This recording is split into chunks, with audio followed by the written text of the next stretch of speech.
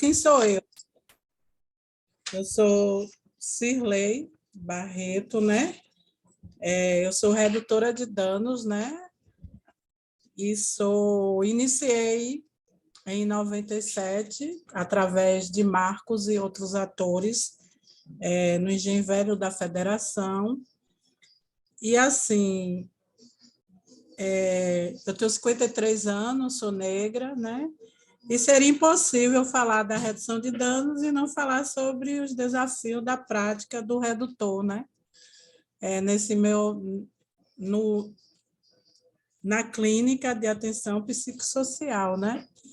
Que é uma instituição, que é serviço que visa a substituição dos antigos manicômios, né?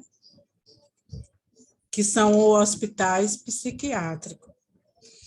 Então, o CAPES Gregório de Matos, ele é um projeto da Aliança de Redução de Danos, Fátima Cavalcante, né?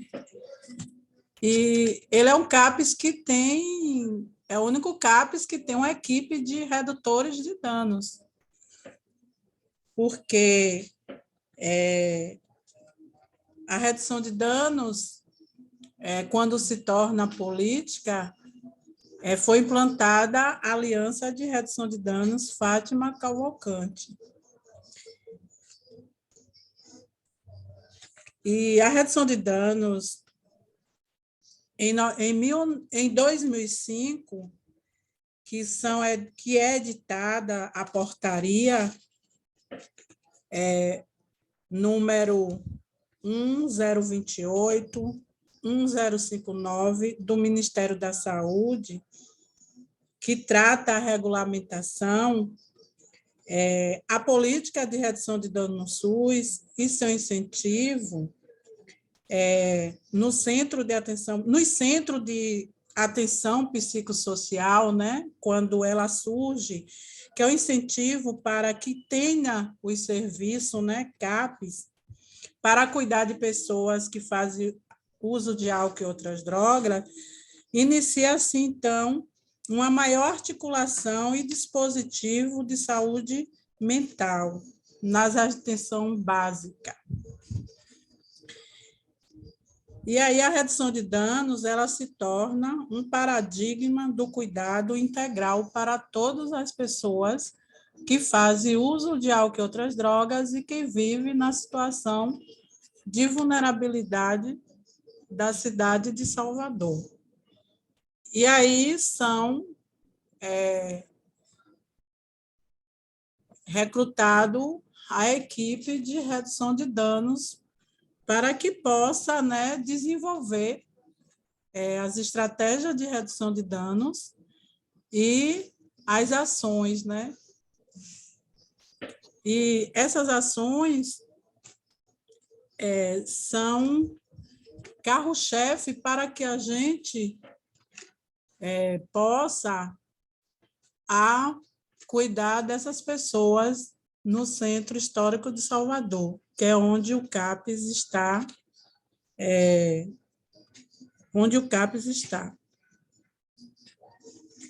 E aí a gente temos, né, o campo,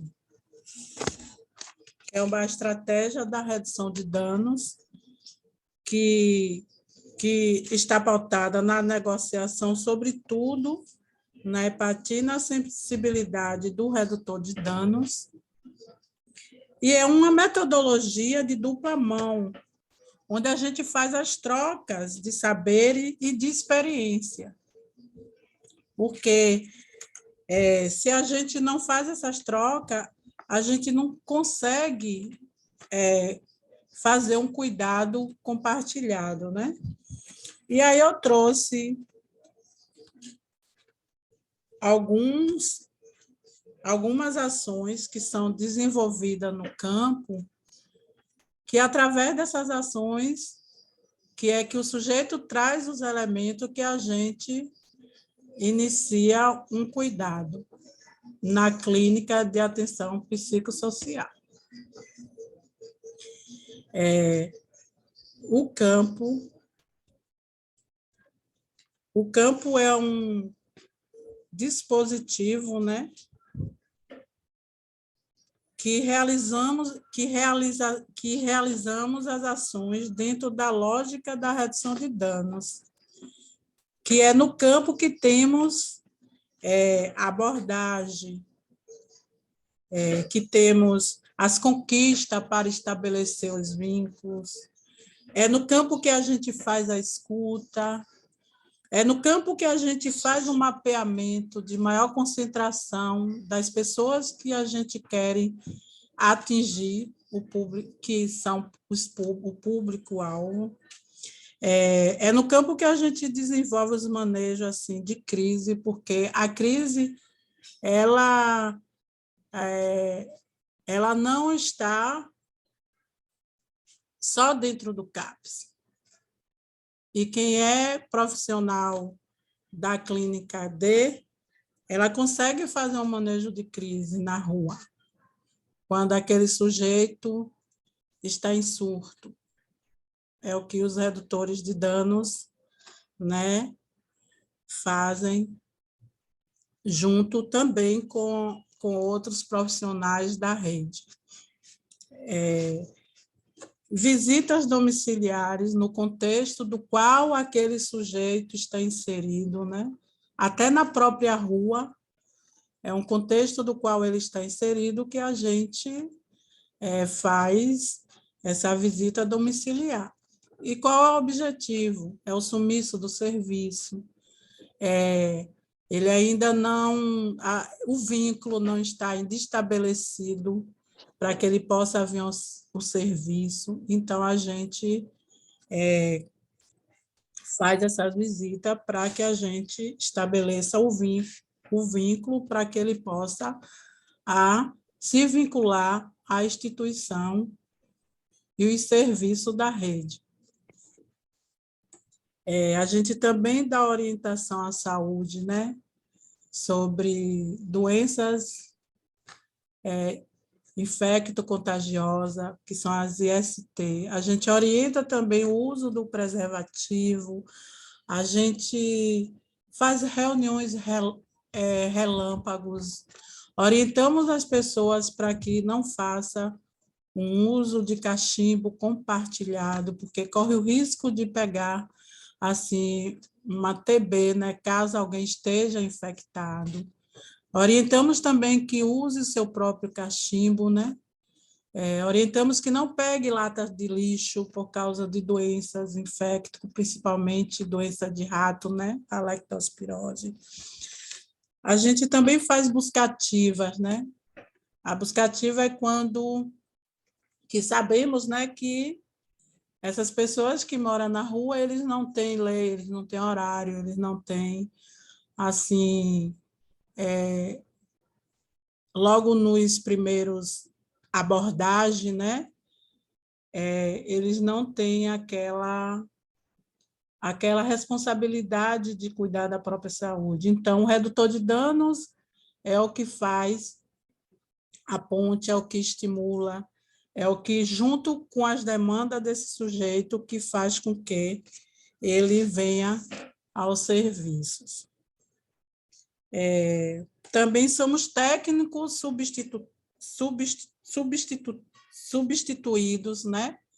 Em mini equipes, né? Quando são casos complexos, né? Que chega no serviço, que o próprio técnico de referência precisa de um suporte, e aí é o redutor de danos que vai lá, que sabe onde aquela pessoa está, é o redutor de danos que sabe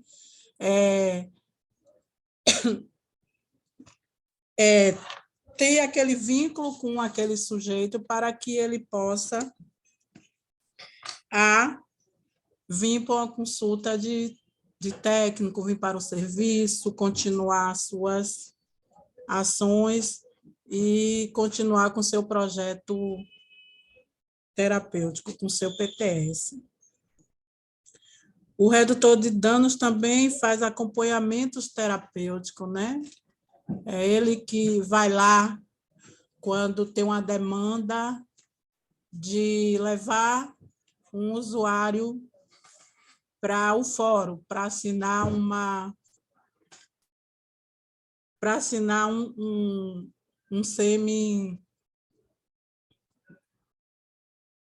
para assinar um processo, né, em semi-liberdade. Então, o redutor, junto com o técnico de referência e com outros profissionais da rede, né, que se organiza para que possa estar levando esse sujeito para que ele possa estar fazendo, assinando esse documento. E estimular o paciente nos seus projetos, né? Se ele tem um desejo de ir para a escola, a gente discute o plano terapêutico desse sujeito, e o papel do redutor é estar estimulando, tem uma escola em tal lugar, que ela é bacana, vê se você gosta, enfim. E as discussões do PTS, né? Que, como a gente participa dos projetos terapêuticos, né, do serviço, tanto dentro do serviço como na rede, a gente também participa dessas ações.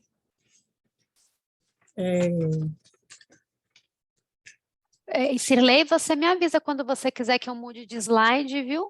Certo. Também, se quiser perguntar alguma coisa sobre esse slide, é bom que a gente vai memorizando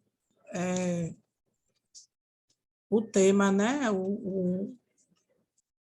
Memorizando as ações, né? Da redução de danos, né? A gente também trabalhamos com o público. Esse público é um público que é diferente, que são os adolescentes, né? Que, para trabalhar com adolescente, a gente precisa, para falar na droga, a gente precisa de políticas públicas, de educação, de saúde, de moradia, de lazer, de uma família e de um cuidado, né? Porque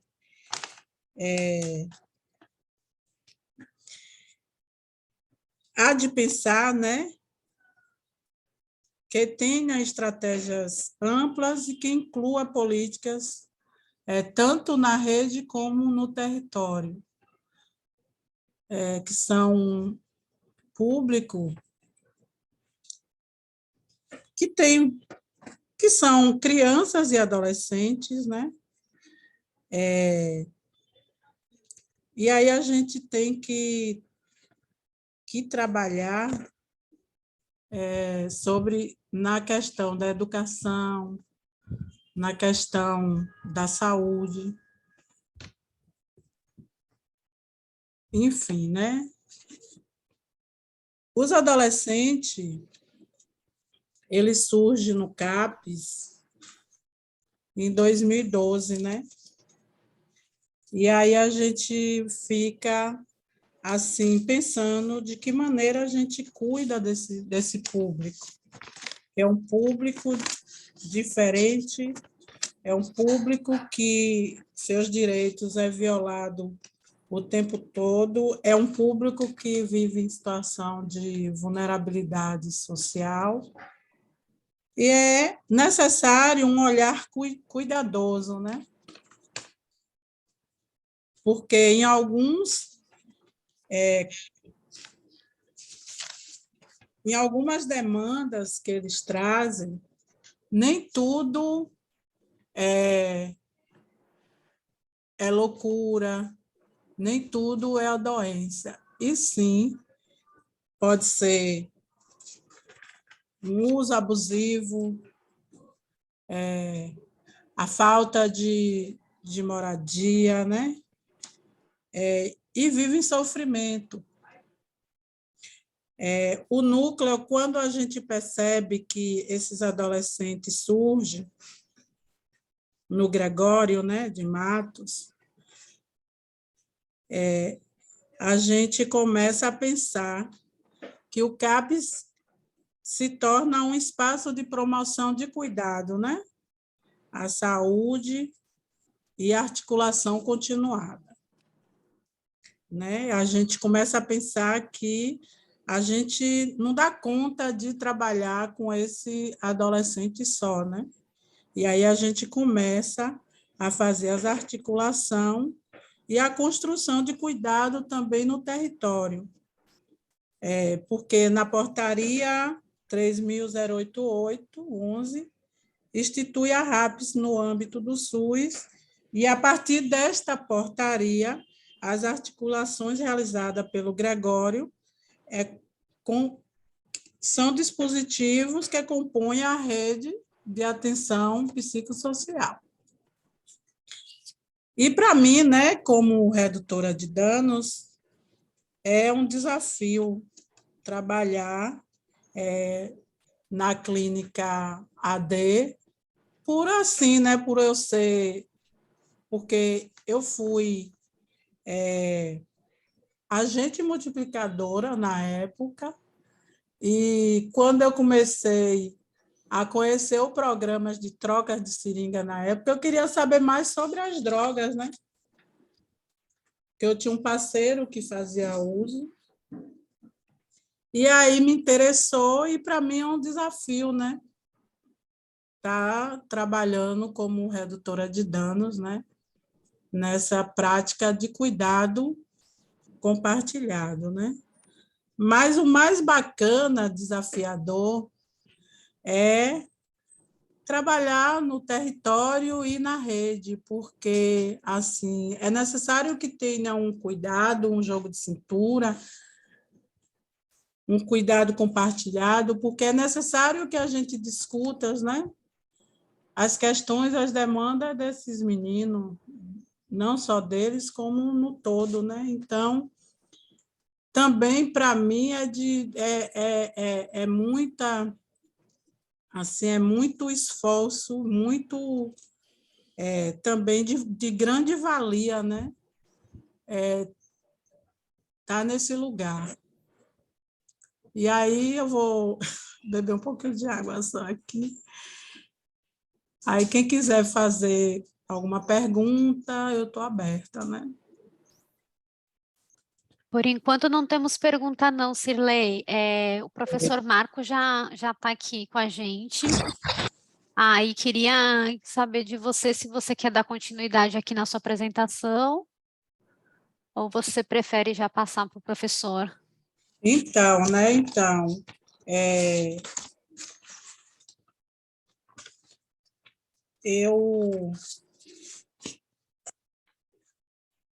Eu posso passar para Marcão e, no final, eu dou minhas considerações e falo mais um pouco só. Pronto, então vamos passar aqui para o professor Marco. Enquanto o professor compartilha a sua tela, né, de apresentação.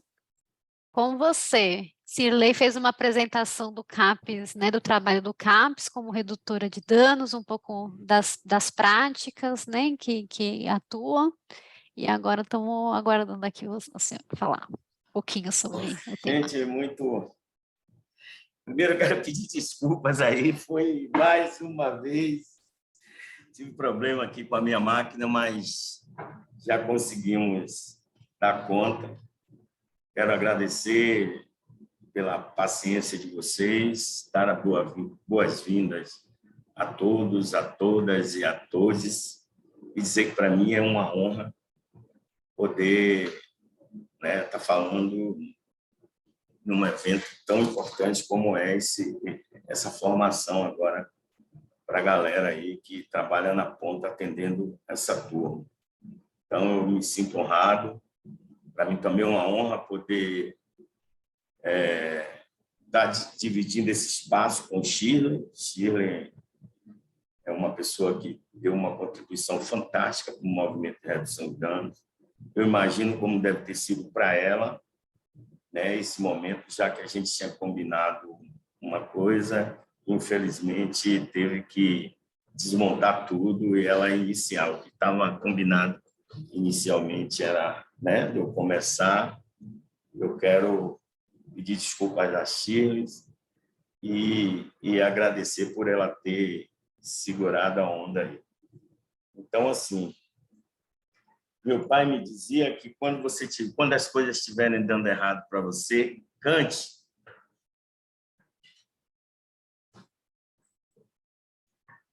Então, eu vou cantar para a gente começar mais leve, né? Beleza, galera? Isso é para a gente quebrar o gelo e dizer que pisar devagarinho é uma coisa que é uma das primeiras coisas que se aprende na redução de dano, né? Quando se pretende fazer um trabalho na rua, quando se pretende trabalhar com pessoas que têm algum tipo de questões relacionadas ao uso de drogas, a gente precisa sempre pisar devagarinho, que é uma forma da gente chegar mais tranquilo nessas pessoas e chegar adquirindo a confiança. Então, assim, eu tenho a missão de trazer essa discussão da redução de danos e desafios na prática. Eu quero dizer que a redução de danos ela tem um início, uma prática médica, uma prática de saúde, e que, aos poucos, ela ganha o status de política, né? Inicialmente foi algo que vem de dentro, é um movimento de dentro para fora, um movimento feito exatamente para trabalhar diretamente com pessoas que usavam drogas injetáveis e para dar uma resposta à epidemia da AIDS. Então, é um movimento que vem de dentro. Tudo que se foi construído, isso ganha um status de política, ganha-se um conceito, e depois esse conceito volta para a prática. E eu acho que é nesse movimento de ascendência e descendência, né, quando esse movimento vem da prática, do conceito para a prática, eu acho que aí é que está a maioria dos desafios, porque aí vai precisar de profissionais, de pessoas que comprometidas, e aí a gente entra numa série de dificuldades, de questões de desconhecimento, né, da proposta, a gente entra numa questão moral, né, uma questão que envolve trabalhar com esse público. Então, eu acho que esses são os principais desafios. Então, eu vou tentar trazer essa discussão aqui. A gente entende que esse foi um movimento que não aconteceu da noite para o dia, a redução de danos até se tornar uma diretriz da Política Nacional de Saúde Mental, né, para pessoas com problemas associados ao uso de diversas drogas.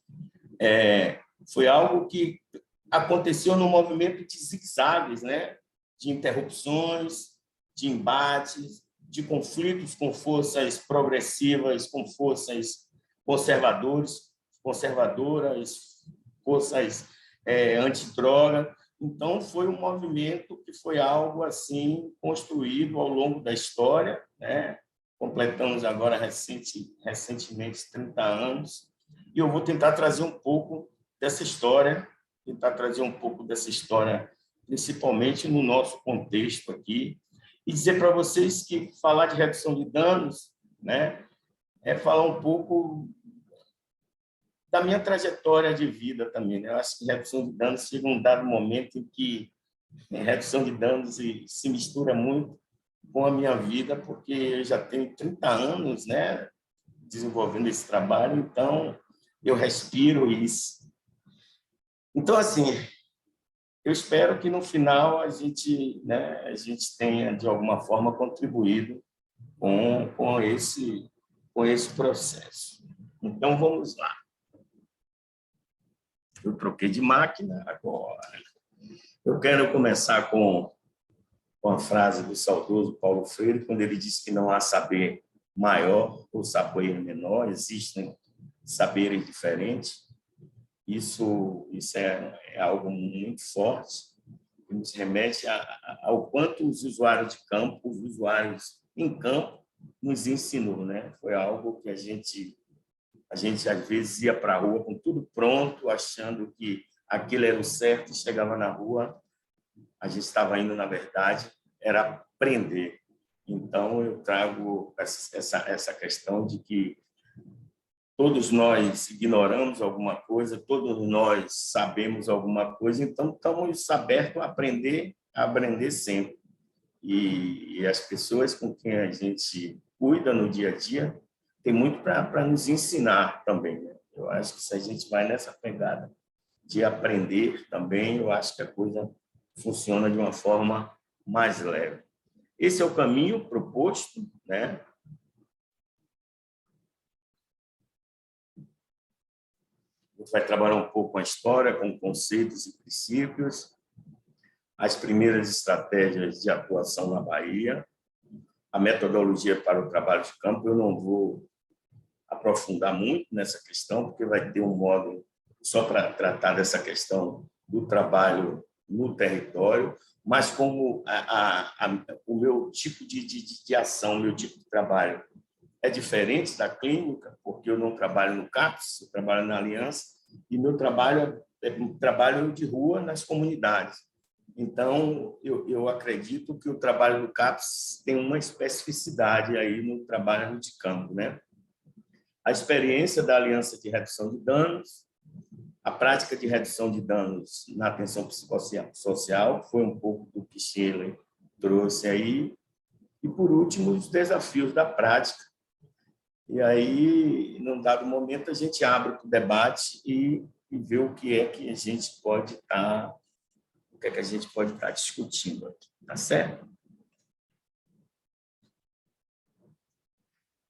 Bom, eu começo com esse conceito da AIRA, né? Que ele diz que redução de danos é um conjunto de política e prática cujo objetivo é reduzir os danos associados ao uso de drogas psicoativas em pessoas que não podem ou não querem parar de usar droga. Esse é um conceito bem antigo, né?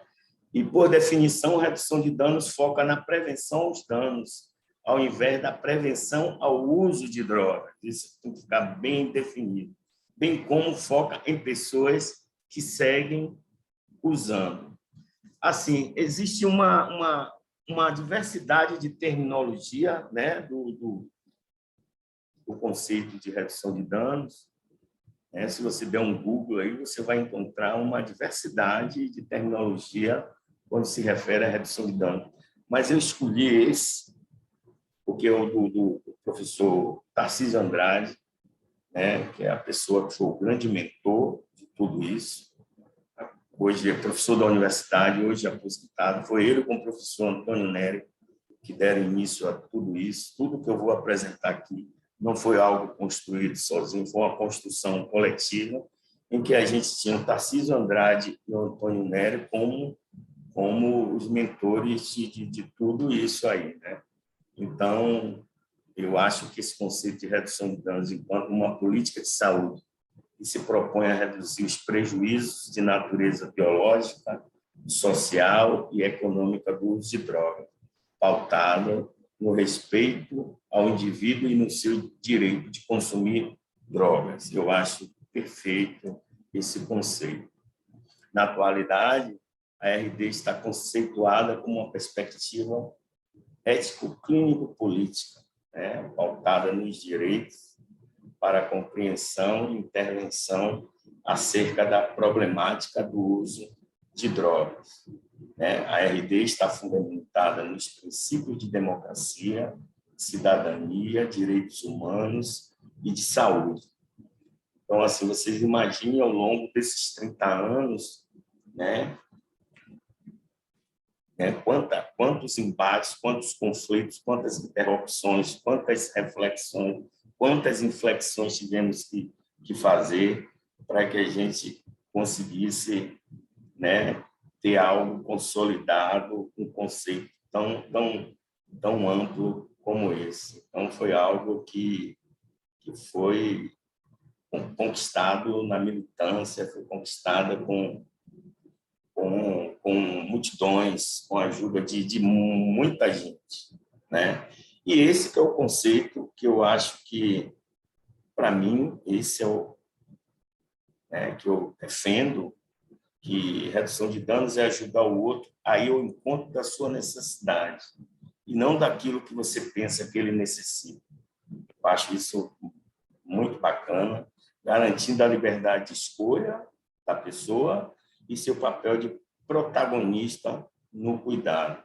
Então, quando ele diz que é o encontro da sua necessidade, não daquilo que você pensa, eu acho isso bacana, porque é muito comum a gente, no dia a dia, até em casa, a gente defender, a gente achar que o que é bom para a gente é bom para o outro.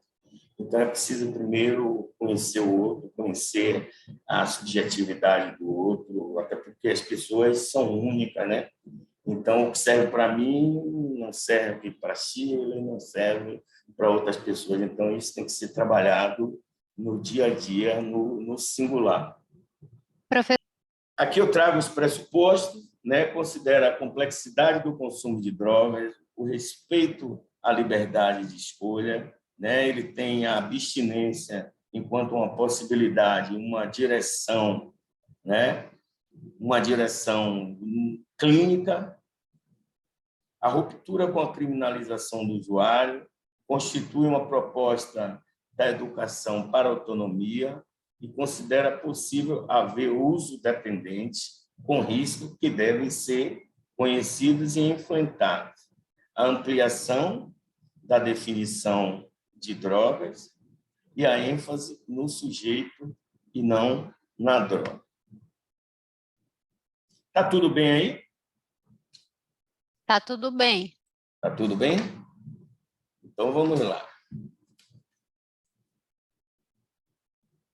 Bom, redução de danos, essa é uma história que muita gente conhece, mas eu vou passar muito rápido, só como uma introdução mesmo. A redução de danos, ela começa, a primeira iniciativa foi na Inglaterra, né, através do relatório Holliston, que era um grupo de médicos e que prescreviam ópio para o tratamento de alguns dependentes de heroína que não obtinham benefício com outra alternativa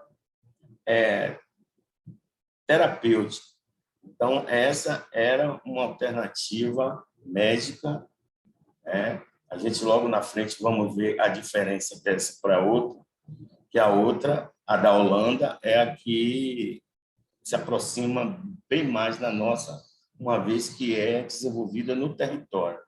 Então, o início lá na Inglaterra, vocês imaginem as discussões que foram em torno disso. Há 90 anos atrás, você prescrever droga para pessoas que tinham problema com o uso dessas substâncias. Mas o grande barato de tudo isso é que não era simplesmente prescrever a droga pela droga, tinha todo um objetivo por trás disso aí, né? Era prescrito o ópio, mas era com o objetivo de monitorar esses usuários, além de disponibilizar um cuidado para aqueles que tivessem a intenção de se abster da droga. Então, não era algo disponibilizado aleatoriamente, era uma forma de ter um controle, era uma forma de estar próximo dessa turma. Em Roterdã, em 1980, uma liga dependentes uma associação de usuários de drogas, para zelar pelos seus interesses e melhorar a condição de vida, foi criada essa associação e que exigia do governo, né, a disponibilização de equipamentos para fazer um uso limpo.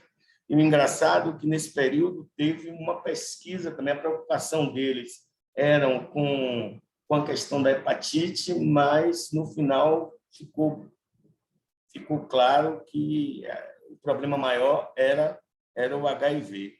Então, essa é uma iniciativa muito próxima da nossa, muito próxima do SUS, porque era algo que era definido, que era realizado no território, realizado no campo. É por isso que a gente diz que a redução de danos é um movimento que vem de dentro para fora, né? Quando você vê um grupo de pessoas, uma associação de usuários, exigindo do governo, exigindo do Estado né, insumos, exigindo um cuidado mais humanizado. Então, é isso que a gente tenta, né, tenta deixar claro que é um movimento que vem de dentro, um movimento dos usuários, um movimento de dentro para fora, e, posteriormente, isso ganha um status de política e depois volta para a prática. Aqui a gente vai começar um pouco no Brasil.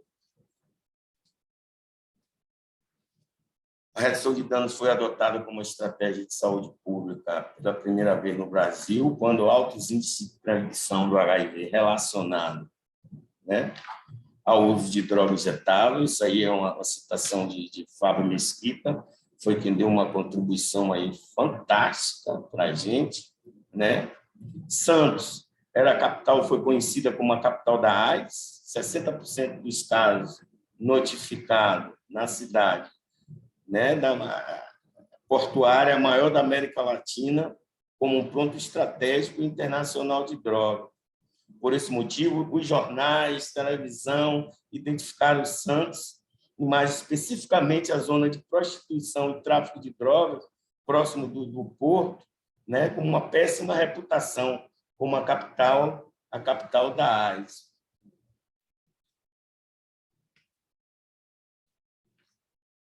A iniciativa suscitou questionamento, né?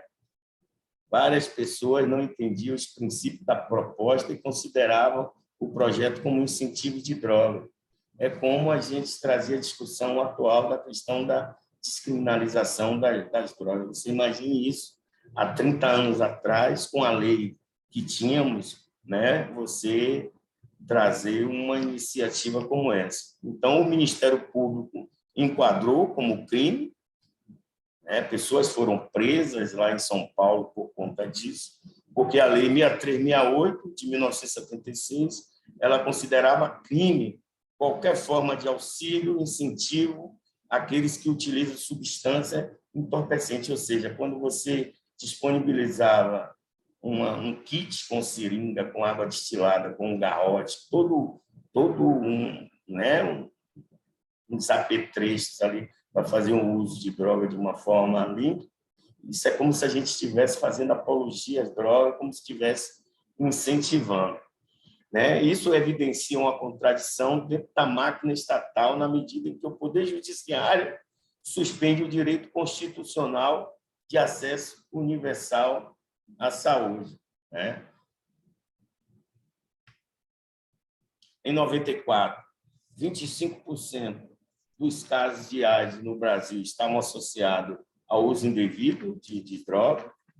Essa realidade epidemiológica exigia que a redução de danos deixasse de ser algo regional, algo só de Santos, né?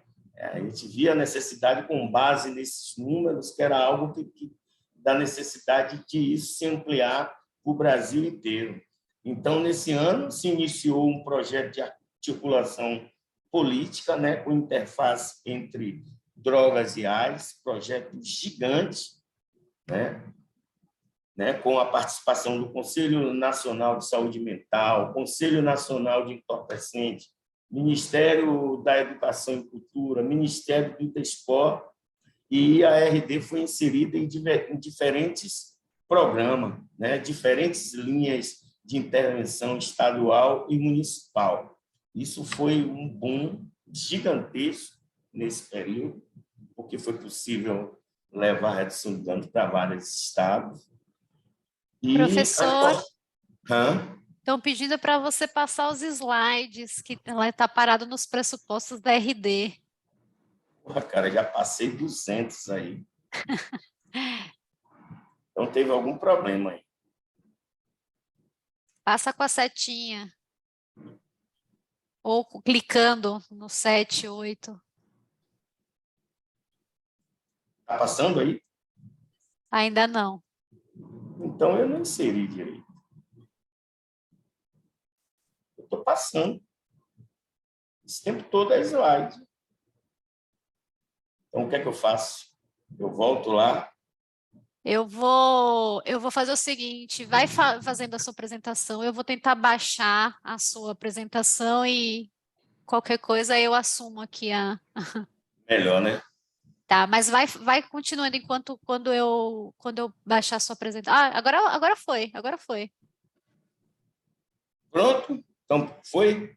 Agora foi. Redução de danos Brasil, Santos, eu estou aqui, não é história da isso? redução de danos. Pronto? Agora está passando, agora está certa. Então, vamos lá. Então, os usuários, como sempre, tiveram a participação fundamental, né? Contaram com... Tem uma setinha aí na frente aí que está tirando toda a minha... Contaram com a expressiva e importante participação de usuários nas ações de troca de seringa e implantação de estratégia de abordagem no campo, sendo denominados de redutores de danos, né? Ao inserir no cenário nacional um conjunto de estratégias, o Programa Nacional de DSTAs criou um jogo de articulação e tensão no interior da própria máquina estatal, ou seja, forças conservadoras, antidrogas e forças progressivas. Então, quando a gente fala dos embates, por exemplo, Santos, foi preciso uma interrupção, né? Quando eu falo das interrupções, dos embates, dos conflitos, foi por conta disso.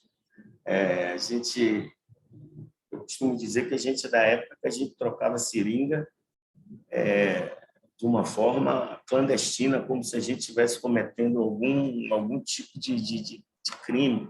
E quando a gente vê essa discussão hoje, quando a gente vê isso como uma diretriz no SUS, na saúde mental, e a gente saber que participamos dessa história é algo muito bacana, né? E esse jogo de tensões e articulações que ocorreram no interior da máquina estatal nos permite acompanhar como a RD vai, aos poucos, deixando de ser uma estratégia de prevenção e vai se tornando um novo paradigma, né? Os investimentos possibilitaram a criação da criação de outro plano de sustentação da RD, não mais local, mas sim nacional. A RD tornou-se uma política de governo, com pretensão de vir a ser política de Estado, encontrando forte tensionamento com outros setores da máquina posicionados a favor de uma política antidroga. Para vocês terem ideia, foram abertos mais de 200 programas de redução de danos, né, no Brasil, e todos com recursos da Coordenação Nacional de Áreas. Aqui agora a gente vai falar um pouco da participação do movimento social, né,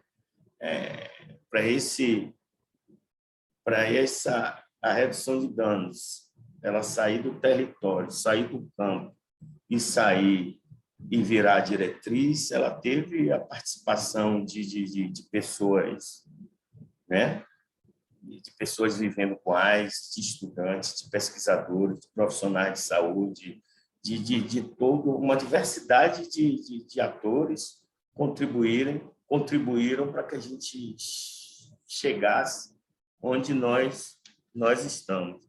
E a Borda, né, teve um papel fundamental nisso, que é a Associação Brasileira de Redutores de Danos, hoje a Associação Brasileira de Redução de Danos, ela nasce com a função de capacitar e articular os programas de redução de danos. A Borda mobilizou redutores de danos e usuários de drogas para que se organizassem politicamente, fundando diversas ONGs no Brasil, diversas associações de redução de danos, inclusive em Salvador nós tivemos essa experiência. A direção política da Borda foi o encontro da necessidade dos redutores de danos de alcançar maior autonomia para gerir as políticas de redução de danos. Bom, eu agora, na verdade, trago um acervo aqui de fotografias, né, que a ideia não é expor essa galera, até porque a gente tem autorização, mas para a gente ter a noção de quanta gente contribuiu para isso, inclusive pessoas que não estão mais aqui, mas que deixou através da fotografia. Eu costumo dizer que fotografia é algo que é linguagem, é algo que fala, e aqui eu trago um acervo que simboliza um pouco essa trajetória da redução de danos no Brasil e na Bahia. Vamos lá. Aqui a diretoria, a segunda diretoria da Associação Brasileira de Redução de Danos. Eu quero fazer um registro aqui de Fátima Cavalcante, é ela que deu o nome à instituição a qual eu estou inserido. Você vê o quanto a redução de danos é algo que, quando passa na vida de algumas pessoas, o quanto isso é importante, né? Tem pessoas que a gente conheceu há quase 30 anos atrás, no início da redução de danos, e foi a partir daí que essas pessoas se encontraram, se tornaram profissionais e continuam trabalhando até hoje. A gente tem exemplos vivos aqui, inclusive aqui em Salvador, pessoas que a gente encontrou há 20, 30 anos e que hoje está aí ajudando a cuidar de outras pessoas. Essa é Fátima, isso foi um evento em São Paulo. Aqui a gente vai passar, eu fiz parte dessa diretoria. Você vê a Borda, ela fazendo treinamento nacional, né? Pessoas do país inteiro iam participar desses treinamentos, pessoas que via falar de redução de danos pela primeira vez e voltava para os seus estados compartilhando essas experiências. Foi algo fantástico. Isso aqui eram os kits que a gente usava, tinha a parte teórica e tinha a parte de abertura de campo. Foi necessário fazer articulação com a segurança pública. Salvador teve essa experiência aqui, né, de capacitar profissionais da segurança pública, polícia militar, polícia civil, guarda municipal, agente carcerário. Então, assim, teve toda uma articulação, todo um movimento de zigue-zague, todo um movimento de costura para que a gente conseguisse chegar aonde chegamos, na articulação de rede nacional. Isso aí a gente tem imagens aí do norte ao sul. Esse é o deputado federal Paulo Teixeira, foi o autor da primeira lei de redução de danos no Brasil e é o deputado hoje que pautou a questão da descriminalização das drogas. Então, uma pessoa muito atuante, uma pessoa que tem uma história na redução de danos. A redução de danos deve muito a ele. Aqui, encontros com a rede de redução de danos. Esse aqui é o cara que protagonizou o filme O Bicho de Sete Cabeças, participou de um evento nosso também. A Bahia, na tecedura dessa rede, né? Isso possibilitou a criação da Associação Baiana de Redução de Danos, que foi criada. Nós temos aqui a primeira diretoria. Nós temos aqui Benimário, que vai estar participando no próximo encontro, aí, falando de territórios. E aqui, essas fotos, eu costumo falar de Beber na Fonte, que Salvador é inegável, inclusive é algo que me incomoda, né, na literatura atual, quando eu vejo, como é que eu posso dizer isso? Falando um pouco da contribuição que Salvador, que a Bahia deu para esse movimento. Salvador, Santos, foi a primeira capital a trocar seringa num serviço, né? E Salvador foi a primeira a trocar realmente na rua. Nosso trabalho era de rua, o forte do nosso trabalho era na comunidade, era na rua. Então, o mundo inteiro, o Brasil inteiro vinha para aqui para aprender como era feito isso e de que forma a gente podia estar ajudando a outras pessoas estarem fazendo o mesmo. Então, quando eu digo de beber na fonte, é por conta da importância que Salvador teve por ter um serviço dentro, né, um serviço de extensão dentro da Faculdade de Medicina. Posteriormente, veio para a Faculdade de Medicina, primeira Faculdade de Medicina no Brasil. Você imagine a audácia desse professor conseguir botar dentro da Faculdade de Medicina, a primeira Faculdade de Medicina do Brasil, que tem 200 anos e mais alguma coisa, você botar um serviço desse, né, que cuida de pessoas que fazem uso de droga. Vocês imaginem o que foi isso para ele e a importância para a gente ter um serviço desse dentro de uma instituição onde preto, principalmente, só entrava como cadáver, né? A Faculdade de Medicina, historicamente, era um espaço que não era um espaço principalmente aqui onde funcionava o Instituto Médico Legal, e preto só entrava aqui como cadáver. E você ter hoje um serviço como esse, eu estar falando daqui, de dentro da primeira Faculdade de Medicina do Brasil, isso é algo fantástico. Então, assim, a tecedura dessa rede possibilitou a inclusão de grupos minoritários, né, no circuito de relação, em que se passou a trocar muito mais do que seringa descartável. O método da RD foi, aos poucos, se deslocando do foco específico de prevenir, né, efetivado através do dispositivo de troca de seringa, e assumiu objetivos muito mais amplos, acionados por novos dispositivos de gestão e atenção. A Rede Nacional de Redutores de Danos passou a exercer um papel importante de mobilização e articulação nacional por uma nova política de drogas mobilizada em rede, e as associações passaram a lutar pelo direito dos redutores de dano e dos usuários de drogas. Agora a gente vai fazer um recorte para contar um pouco da história de Salvador.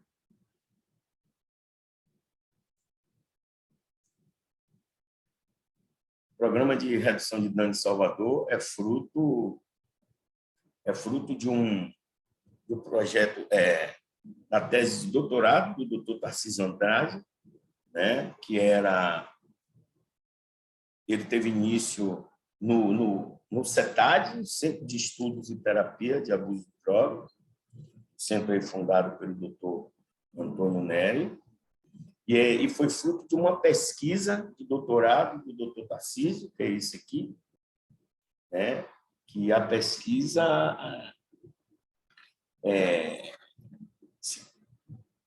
pesquisa de condições psicossociais e risco de infecção pelo HIV entre usuários de drogas injetáveis no centro histórico.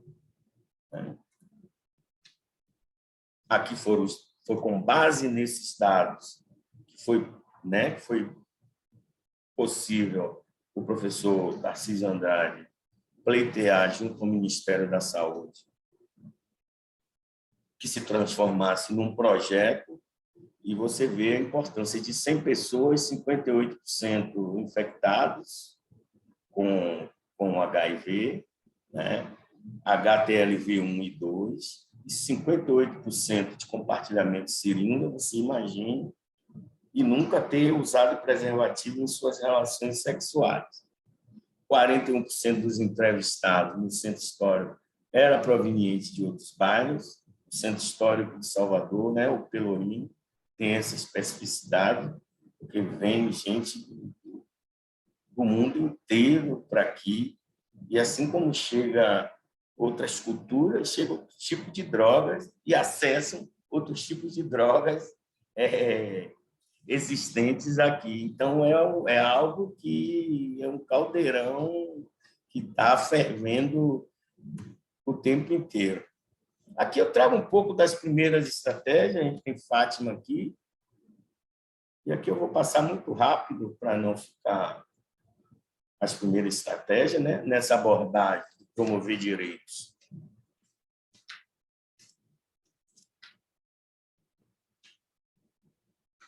Precisa estar despido de seus preconceitos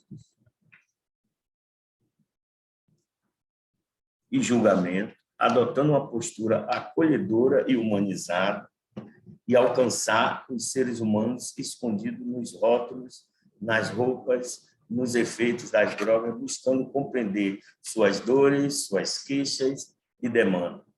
Neste Cuidar Caminhando, né, da clínica peripatética do saudoso Lancete, encontramos pessoas fragilizadas, né, pessoas muito fragilizadas pelo não ter, né, pela fome, pelo frio, todo tipo de violência, negação de direitos e desesperança no homem. Foi um pouco do que Shirley trouxe aí.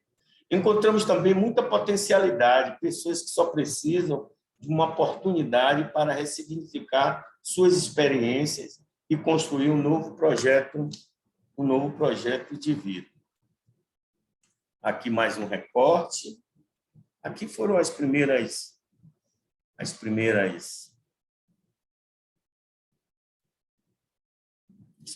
estratégias, né?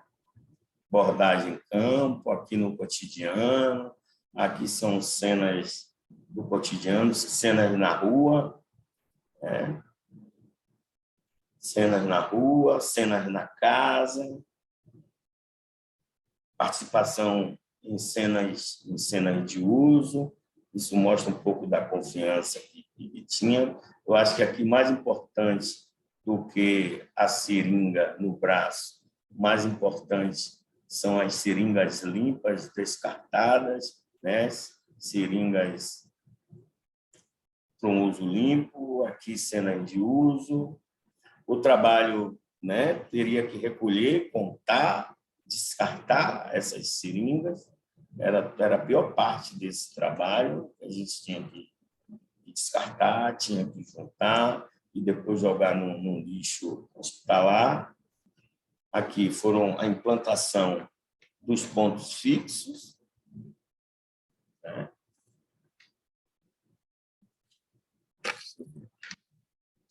A implantação dos pontos fixos, né? Inicialmente, Calabá, Centro Histórico e Engenho Velho. Temos aqui a participação aqui de uma pessoa muito importante, que faz esse trabalho aí até hoje, né? A pessoa que nos ensinou muito. Aqui já ampliou para outros bairros.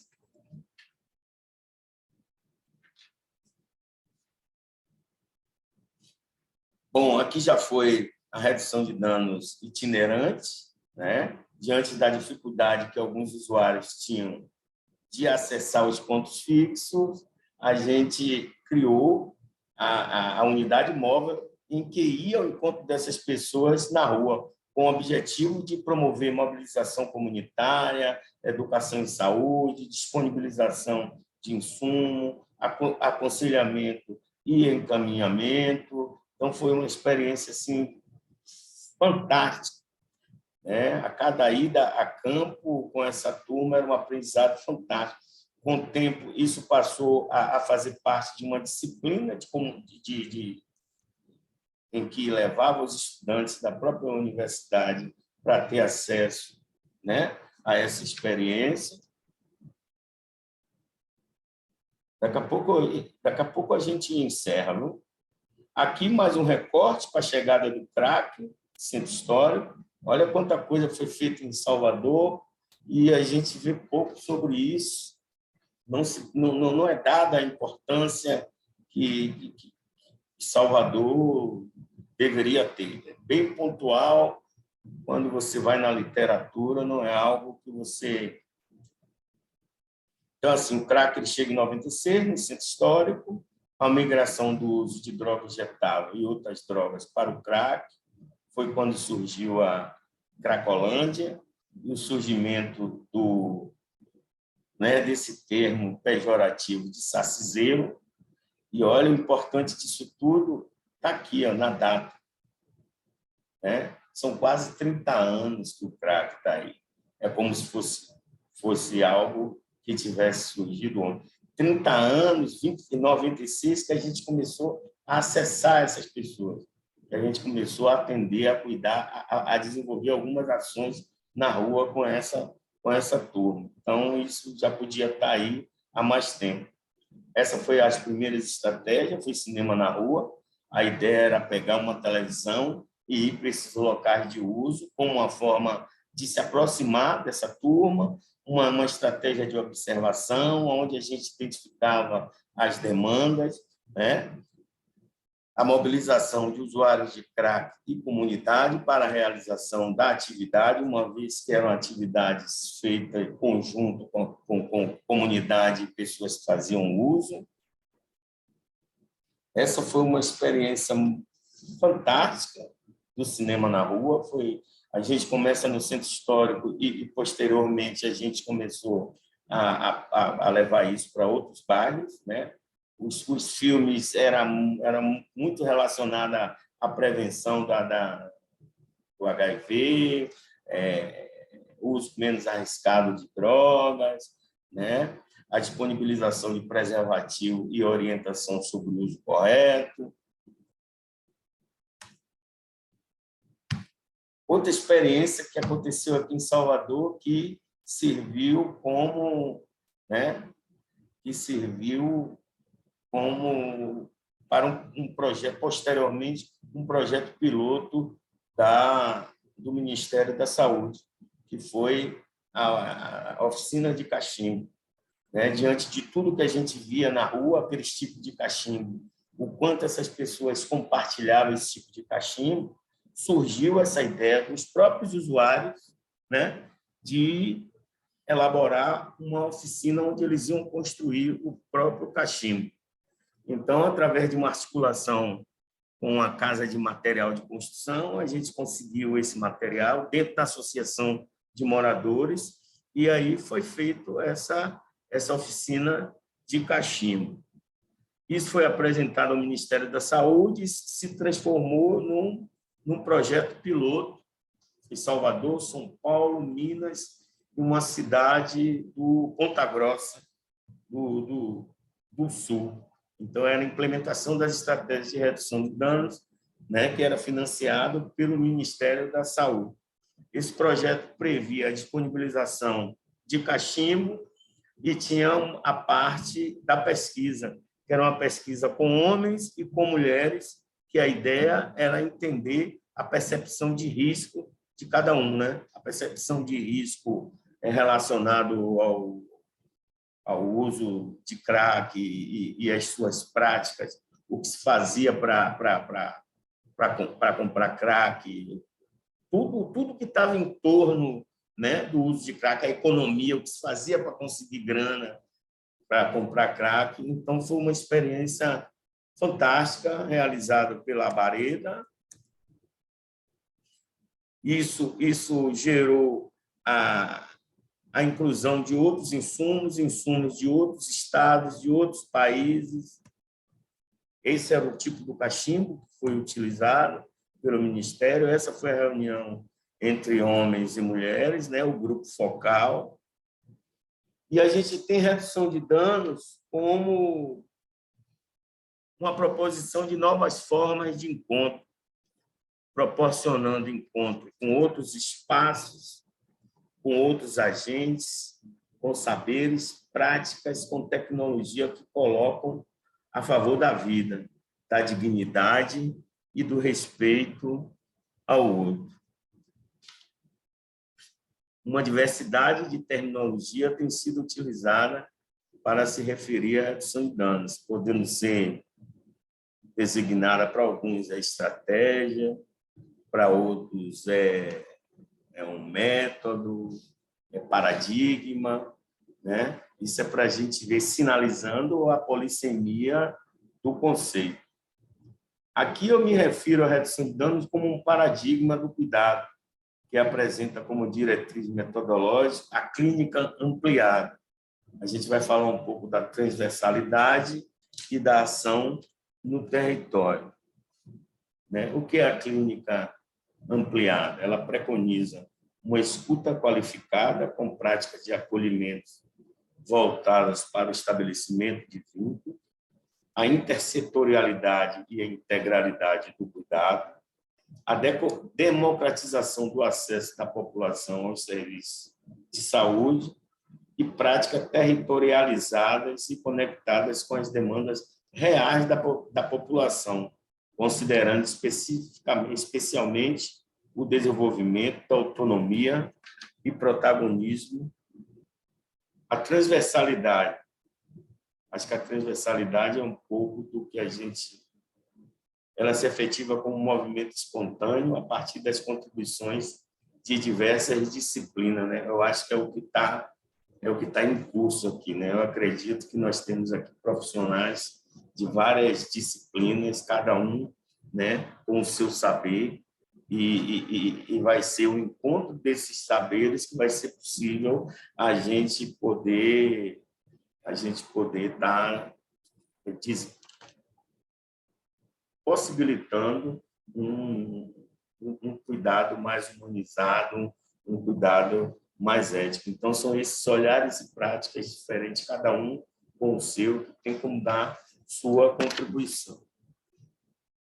Ação no território, né, nas ruas, nos locais de concentração e de vulnerabilidade. No campo, alcançamos um público bastante heterogêneo, composto por pessoas vivendo na rua, mulheres em situação de rua, de prostituição, usuários de substâncias psicoativas, pessoas com sofrimento psíquico, gestantes, idosos e crianças. Em comum, tem a extrema desvalia, a complexidade, né, dessa demanda.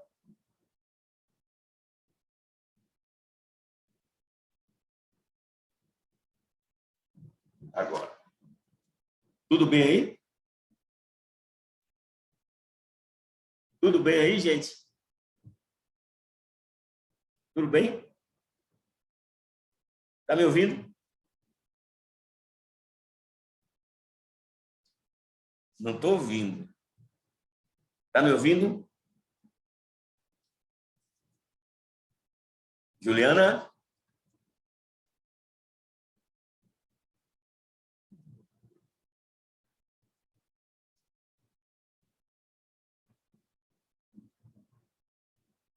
Juliana? Shirley? Shirley? Estão respondendo no chat que sim. Está tudo bem? Tá. Márcia, Está escutando, está tudo ok. Bom, a complexidade das demandas reforça a necessidade de atuar articulado com outros dispositivos da rede de cuidado, sendo condição para a integralidade do cuidado. Dessa forma, as demandas são atendidas. Eu acho que aqui vem aquele conceito que eu falei lá na frente, de que redução de danos é ajudar o outro aquilo que ele necessita. Essa é uma rede que já está um pouco ultrapassada. Eu acho que a gente tem, né, tem como incluir outros serviços aí, mas é mais ou menos isso.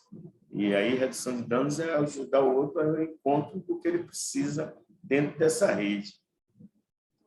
Aqui, na prática, eu não vou me alongar muito, porque vai ter um momento para falar sobre isso. Deixa eu tomar uma água aqui.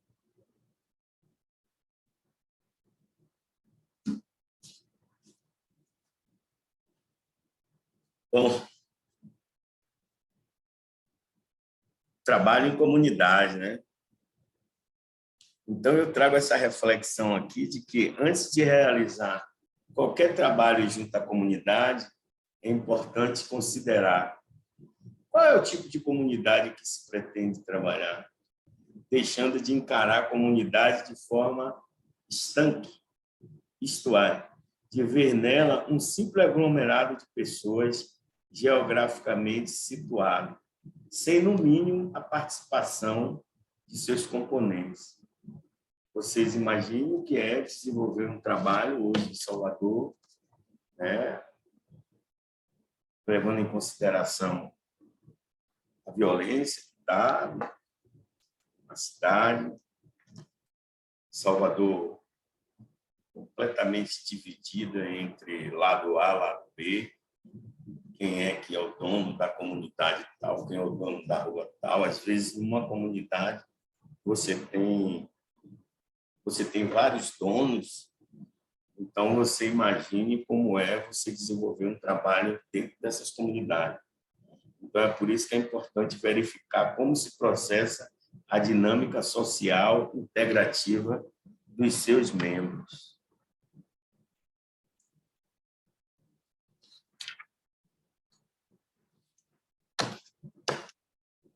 Milton Santos, ele diz que o território é como um espaço dinâmico, influenciado por características psicológicas, sociais e culturais.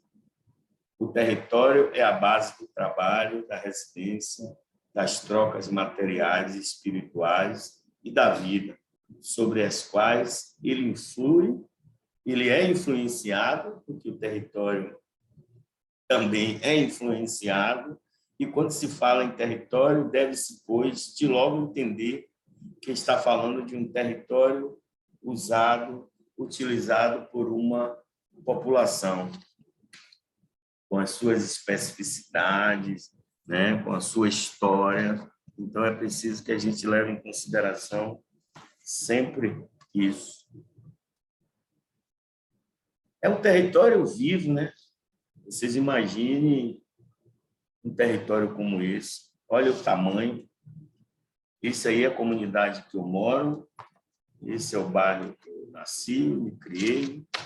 Esse aí é o Nordeste de Amaralina, né?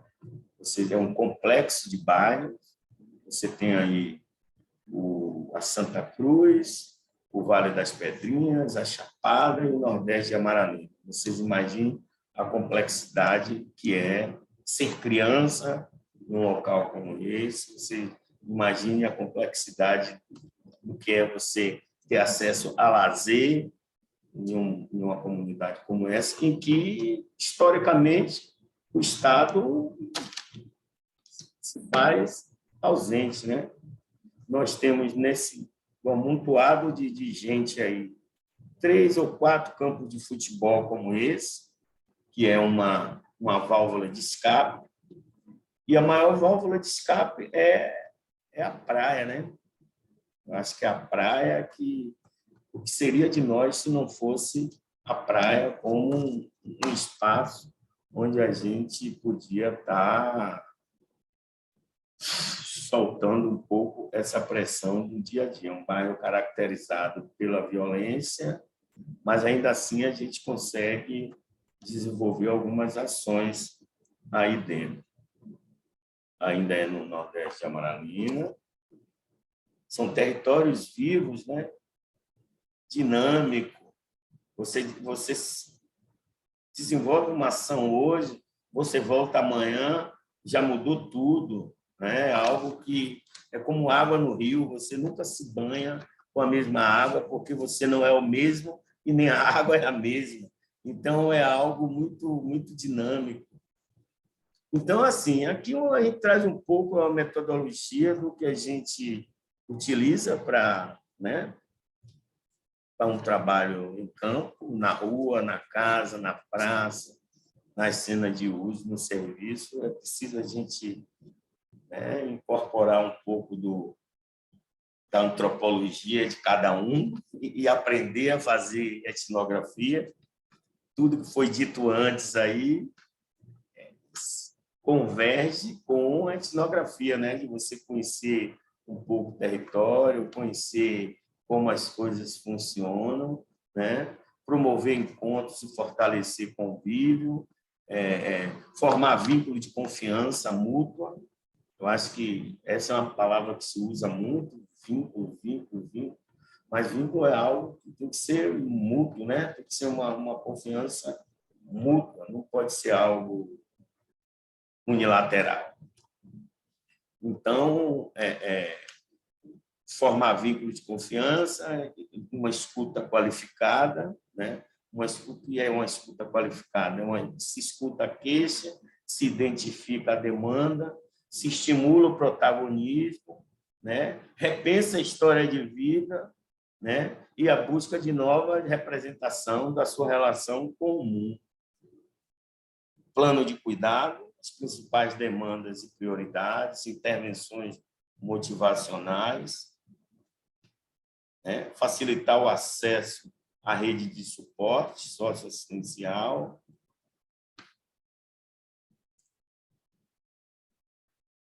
É mais ou menos isso, né? O que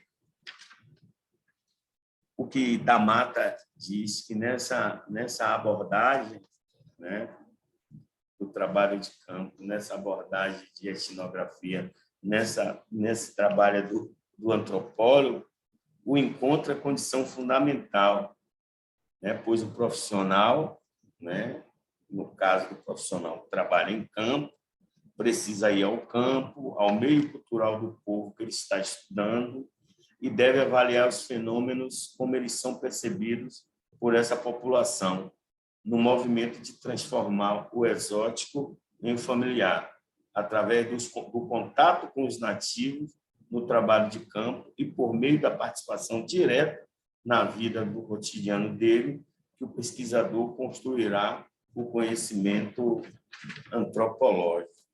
Então, transformar o exótico familiar é algo que não é fácil. A gente vê cenas que a gente diz, cara, como isso é possível? Né? A gente, com base no nosso umbigo, com base no nosso estilo de vida, a gente acha um absurdo, mas que para a comunidade onde você está trabalhando é algo que pode ser muito normal.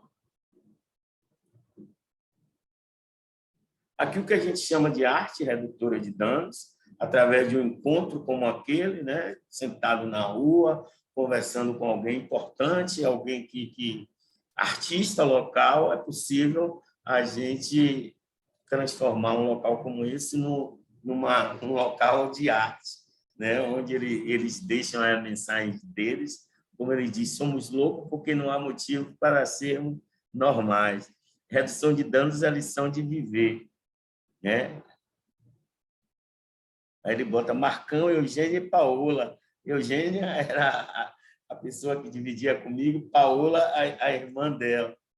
E aqui a gente leva o lúdico, a gente leva a música. Paulo Freire já diz que a alegria não chega apenas no encontro do achado, mas faz parte do processo de busca, né? Do processo da busca. E ensinar e aprender não pode dar-se fora da procura, fora da boniteza. Então, a arte reduz danos, a arte cura, né? Aqui a gente ainda a gente vê umas fotos como essa, fotografia fantástica, porque mata a saudade da gente, são contextos completamente diferentes, são bairros aí na Cidade Baixa, na Cidade Alta. Então, a fotografia tem esse poder de resgatar essa história e homenagear essas pessoas aí que contribuíram para que isso acontecesse. Sozinho ninguém pode, né? A gente tem aqui a comunidade, o usuário no lugar do sujeito, né? É importante a gente saber que construir com é diferente de construir para, né? Isso aí foi a gente fazendo reuniões antes de levar algumas oficinas que a gente denominou de oficinas afirmativas, oficina de grafite, oficina de bijuteria, oficina de berimbau, né? Com base na realidade da comunidade. O ideal era o quê? Fazer uma oficina de berimbau, uma oficina de grafite, oficina para pintar camisas. Então, isso foi construído com.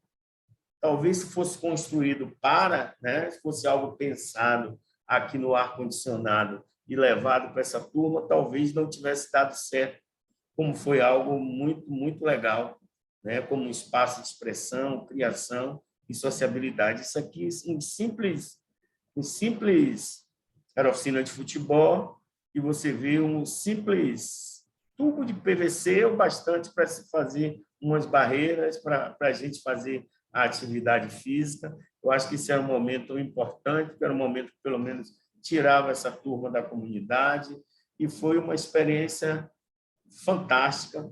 É como M.V. Bill diz, que quem mora em comunidades como essa não tem oportunidade, quase nenhuma, e quando tem, eles se agarram como se fosse a única. A gente vê um trabalho como esse, a gente vê com tão pouco recurso, quanta coisa é possível fazer, né? Com tão pouco recurso. A gente aí só tinha bola, né? Uma equipe, uns coletes, era o bastante para a gente promover encontros como esse, encontros em que a gente tinha um espaço para poder falar da vida, para falar de uma série de coisas bacanas. Aqui é uma oficina de bijuteria, né? A oficina de berimbau. Você vê o nível de organização dessa turma. Quando nós chegamos, né? Era um local que estava tudo assim, danificado, e aos poucos eles mesmos foram se organizando e transformou num espaço com dignidade, num espaço legal, onde as pessoas podiam ir aprender a pintar as suas camisas, já que Salvador tem essa cultura de festa de camisa, né? Então, essa foi uma ideia que veio deles. Aqui, a gente acessando os usuários na rua, tendo acesso às cenas de uso, aqui articulando outros encontros com os agentes comunitários, né? Através de fóruns itinerantes. Eu trouxe essas fotos, eu trouxe essas coisas para a gente ter uma noção de quanta gente participou desse movimento até ele chegar como uma diretriz no CAPES. Então, uma vez consolidada como um conceito de diretriz do SUS, a redução de danos ampliou seu campo de atuação, especialmente através da rede de atenção psicossocial, que articula ações de atenção básica, urgência e emergência, serviços de especialidade e de retaguarda para internação hospitalar. A redução de danos em última instância passa a contar para um outro modo de acolher e fazer clínica para o usuário de drogas. Aqui eu ia dar um espaço para a Shirley, mas aí a gente vai encerrando, né? Eu trago aqui como as principais dificuldades encontradas. Uma parcela expressiva de profissionais ainda tem dificuldades, né, de lidar com as questões relacionadas ao uso de droga. A gente entende, né, pelo desconhecimento dos fatores biopsicossociais, pela reprodução do preconceito do senso comum e pelo medo à exposição, à violência, do tráfico, né? Esses serviços hoje estão dentro de comunidades que não é fácil trabalhar, e a gente entende, bota na mesa essa dificuldade e tenta discutir junto. E os preconceitos quanto à legitimidade das práticas de redução de danos, que ainda alimentam a resistência às mesmas. E, para encerrar, a gente traz aí a fala do saudoso Paulo Freire, quando ele diz que é fundamental diminuir a distância entre o que se diz e o que se faz, de tal forma que, num dado momento, a tua fala seja a tua prática. E aí a gente abre para pergunta, para questionamento, para críticas. Vamos aí. Valeu? Uhum. Valeu, professor Marco, obrigada pela sua apresentação. Cirlei, eu vi que você já colocou aqui no chat que você vai dialogar com as duas perguntas que fizeram com relação à atenção básica. Só antes de você falar, eu queria só saber se você quer que eu coloque a sua apresentação ou não precisa? Não precisa, né? Porque eles perguntaram, Marco, como é que funciona o cuidado com a atenção básica, né? Aqui a gente costuma articular, né, os profissionais, né, da atenção básica. Primeiro, a gente discute o VTS da pessoa, do sujeito, do paciente, tanto que ele seja ou na rua, ou que ele não seja paciente, ou que seja que a gente faça o cuidado fora da instituição, a gente discute e a gente aciona a rede para que para que a gente possa estar discutindo e dando os encaminhamentos para as demandas que ele traz. Agora, a gente tem, em relação a essas ações, que é articulação e matriciamento, temos grande dificuldade, porque tem serviços que não se compromete, tem profissional também que não se compromete com os encaminhamentos, né, com os pactuados que foi acordado dentro da discussão do PTS. Em relação... E aí a gente, voltando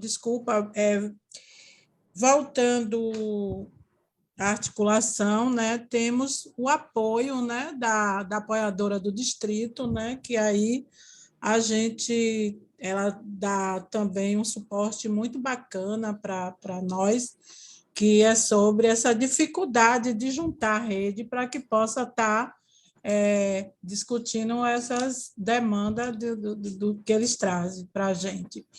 Em relação ao cuidado, né, assim, sobre a questão que ela trouxe sobre um paciente que está com problema dentário,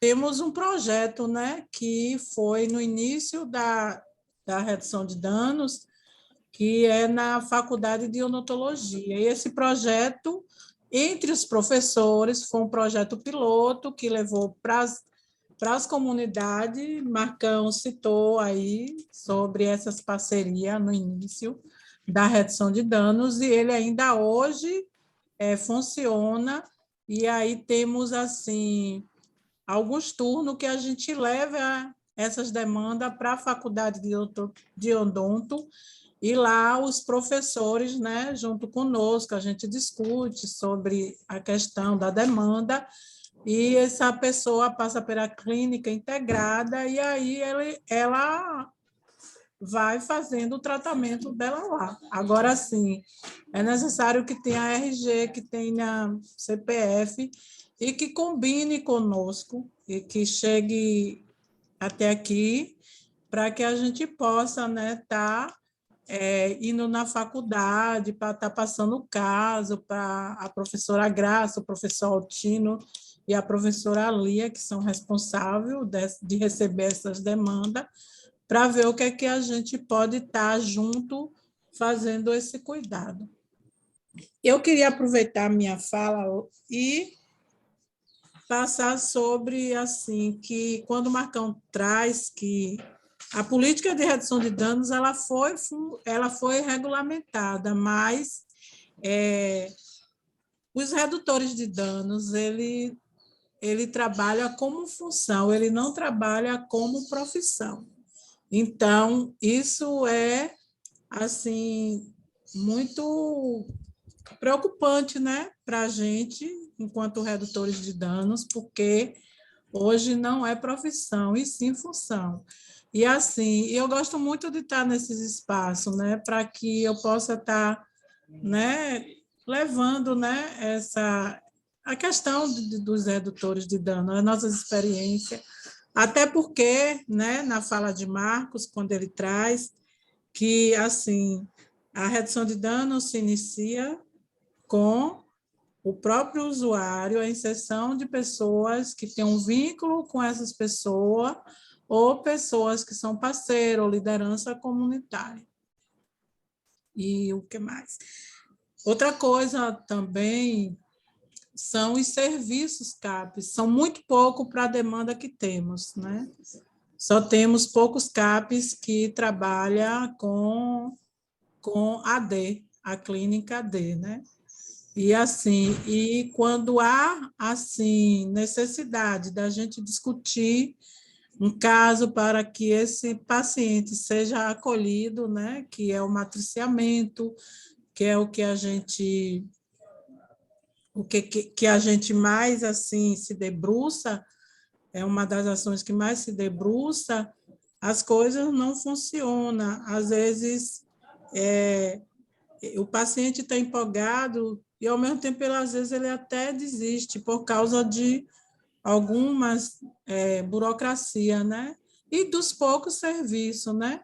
E também até pelas questões deles, né? Do território, dessa questão de guerra, enfim. Então, é muito pouco, né? Os serviços, né? E a gente tenta o mais assim, de estar junto com a atenção básica, com os consultórios na rua, para que possa estar dando conta dessas demandas, mas, ao mesmo tempo, às vezes tem demanda que não é nossa, é de outro serviço, e esse serviço não está aberto para uma discussão do PTS, não está aberto, né, para pactuar alguns cuidados, enfim. Bom, eu queria só complementar um pouco o que Shirley falou. Eu acho que esse é um grande desafio da redução de danos, que, apesar de redução de danos estar inserido no SUS, né, em um dado momento a gente entende como uma política ainda de governo, não é uma política de Estado, né? Uma vez que, quando muda o governo, em alguns locais desmonta tudo, né? Nós tivemos uma experiência aqui com um projeto em parceria com a Atenção Básica, em que a gente acessou a maioria dos distritos sanitários de Salvador, onde fizemos inúmeras capacitações, capacitação para profissional em geral, capacitação para agentes comunitários, até os seguranças participavam dessa capacitação como uma forma de se inserir nesse trabalho, uma forma de promover um atendimento mais humanizado para essas pessoas. Só que, na medida que mudou o governo, que mudou o prefeito, isso desmontou tudo para o zero. E aí, em alguns casos, entram novas equipes, novos profissionais, e o que acontece? Isso vai para o zero, né? Para a estaca zero. Então, esse é um dos desafios, é fazer com que realmente a redução de danos seja uma política, devia ser uma política de Estado, né? Não uma política de governo, né? A gente viu aí agora, recentemente, quem passou anteriormente tinha a redução de danos como uma política consolidada, como uma política eficaz, como algo importante, e foi desmontado muita coisa. A gente vê o quanto foi desmontado, o quanto o recurso deixou de chegar para o CAPES, para chegar para algumas instituições, e foi beneficiado um outro segmento que se dizem tratar pessoas com problemas relacionados ao uso de droga, como as comunidades terapêuticas, né? A gente vê a quantidade, o montante de recursos que foi disponibilizado para esse segmento, enquanto o CAPS-SUS, enquanto os CAPs, enquanto o trabalho na ponta, o quanto isso está cada vez mais complicado. E isso é o grande nó dos CAPs, né? Até porque tem pessoas que passam pelas comunidades terapêuticas, né? Nossos público-alvo, e assim, precisa de um cuidado maior, porque quando ele vai para as comunidades, ele para todo o seu cuidado, né? Junto com a rede, sua construção de PTS, seu uso de medicações supervisionada. E aí, quando surge as comunidades terapêuticas, não tem uma equipe que, na verdade, sabemos que as comunidades terapêuticas, elas têm que ter essas equipes, e não tem, né? Elas são sucateadas. Então, quando o sujeito sai de lá, ele vem para o mesmo contexto que ele vive. E aí ele continua um uso que esse uso é um uso que pode ser problemático e que esse cuidado a gente perde um pouco por causa desses retrocessos, né, políticos. A mesma coisa em relação aos adolescentes, né, que eu trouxe anteriormente, que a gente não tem muita política de saúde pública para os adolescentes. A gente tem um número enorme de adolescentes que transita no centro histórico, na cidade de Salvador. Aqui só temos uma casa transitória de adolescente, que é a unidade de acolhimento.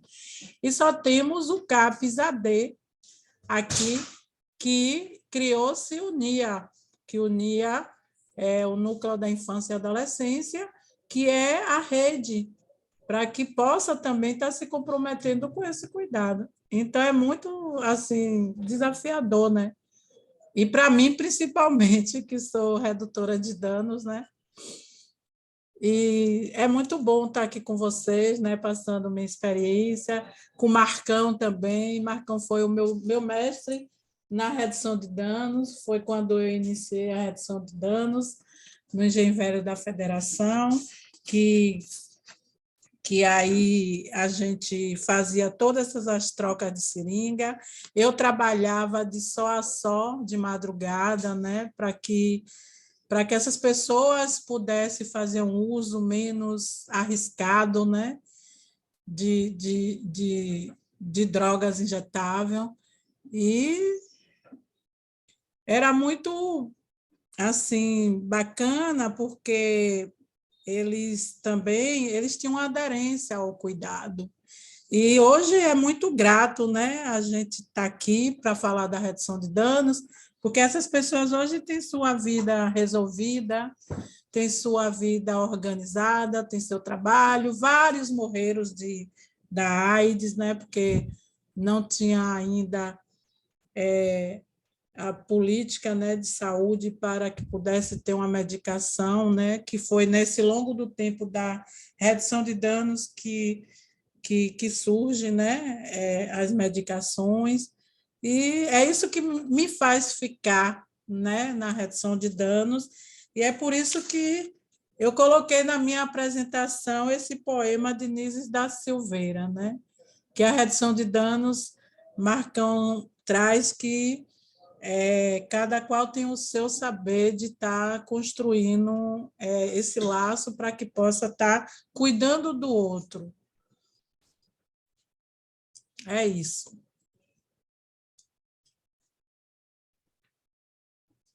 Obrigada, Cilei.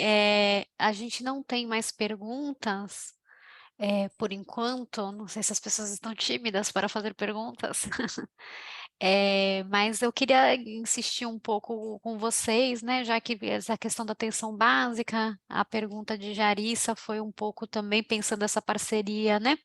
Esse Lei e professor Marco, não sei se vocês têm alguma experiência assim de trabalho em parceria, como por exemplo a Larissa colocou, né? Ela como dentista tem se perguntado, né? Como é que ela consegue o controle, né? Da situação para atender a questão mais da saúde bucal, mas pensando, né, que é uma questão de saúde mental também, que é o que muito que acontece na atenção básica, um pouco essa dificuldade de saber fazer esse manejo, de como é que faz esse acolhimento, né, que acho que está muito, acho que a fala de vocês já elucida bastante um pouco como é que pode ser feito esse trabalho, mas queria saber se vocês têm alguma experiência dessas parcerias mesmo com a equipe de atenção básica para fazer esse atendimento, afinal de contas, os usuários também de drogas, eles podem ser hipertensos, podem ser diabéticos, podem ter gripe, então eles vão usar o serviço de atenção básica e a atenção básica precisa necessariamente estar instrumentalizada para dar o melhor atendimento, inclusive nessas situações, né, para não incorrer em estigmas, em qual um atendimento mais, enfim,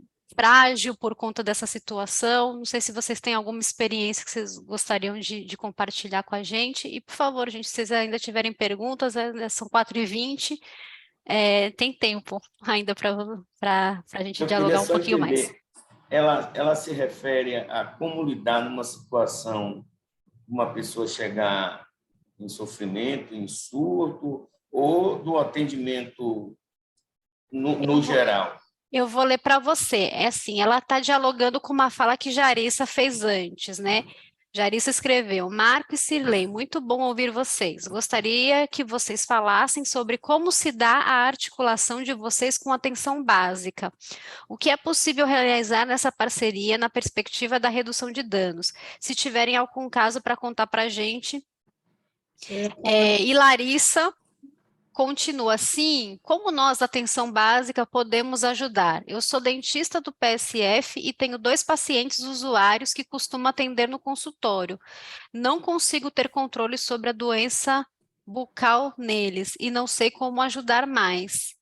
Foi essa que Ela não consegue ter o controle por conta da frequência. Bom, assim, a experiência que eu tenho da gente aqui da Aliança foi no projeto que nós tivemos no projeto em parceria, em que foi feito contato com o Distrito Sanitário, era feito o contato com o Distrito Sanitário, né, em que foi apresentado esse projeto e foi feita essa parceria em que a gente poderia encaminhar um número de pessoas para esse tipo de atendimento. Por exemplo, hoje, eu, no Nordeste, eu tenho essa possibilidade de estar encaminhando para o dentista de uma das unidades de saúde de lá. Só que eu acho que no dia a dia você já atende inúmeras pessoas que fazem uso de drogas sem saber, conscientemente, né? Porque as pessoas não chegam aí dizendo eu sou usuário de drogas. Eu acho que no dia a dia, eu acho que esse atendimento já é realizado de forma normal, né? Agora, no caso dessa parceria, oficialmente, foi uma parceria que a gente fez através do distrito sanitário, onde abriu, né, uma programação em que a gente tinha direito a um número de pessoas para encaminhamento. E o mais importante é que essas pessoas teriam que ser pessoas realmente que fossem dentro desse perfil, né? Pessoas em situação de vulnerabilidade, usuárias de drogas, para não se tornar uma demanda da comunidade em geral. Então, assim, eu espero que tenha... Eu posso falar da minha experiência no CAPES, né? Que foi... quando a gente estava com a instituição dentro da faculdade de medicina, e lá aparecia várias demandas, né? Além da gente ter esse projeto, essa parceria lá na faculdade de odontologia no Canela, como era emergencial o caso de alguns pacientes que surgiam imediato no outro dia, e aí a gente ficava, né? De que maneira a gente pode estar ajudando? Ou a gente leva para o DIC, ou a gente liga para a professora Graça, mas assim, às vezes o projeto, a clínica integrada não estava funcionando, só em outro semestre, e aí resolvemos, né, articular a unidade de saúde da própria faculdade para que a gente pudesse apresentar o CAPES para eles e falar sobre a parceria, e que também a atenção básica é de fundamental importância dentro do serviço CAPES. E aí a gente né? A gente acionou a gerente, conversamos com ela, tem a dentista muito bacana, né? E aí ela abriu assim uma agenda de quantos pacientes poderia estar levando, e assim emergencial que poderia estar acionando, até porque o CAPES ela era ali dentro da faculdade. E aí ela fazia avaliação e encaminhava, né? Ou encaminhava para o 19º, como o Marcão trouxe para o distrito, ou para o DIC, que aí a gente, para facilitar, né, devido o estigma, devido ser preto, devido ser usuário de droga, ser morador de rua, aí a gente acompanhava, né, para que ele pudesse ser atendido. Eu me lembro que eu levei um que estava em crise, né, e ficou, né, o profissional, ele ficou dificultando, né, porque ele começou a xingar, porque estava sentindo muita dor, e aí ele teve que dar uma surtada, né, para que pudesse ser atendido naquele dia, né, porque senão ia sair de lá 4 horas da tarde, mesmo sendo encaminhada pela dentista da unidade básica. Mas é muito. Temos muitas dificuldades em articulação, tanto com a rede mesmo, até porque os serviços são poucos, né? Serviço odontológico mesmo são muito poucos.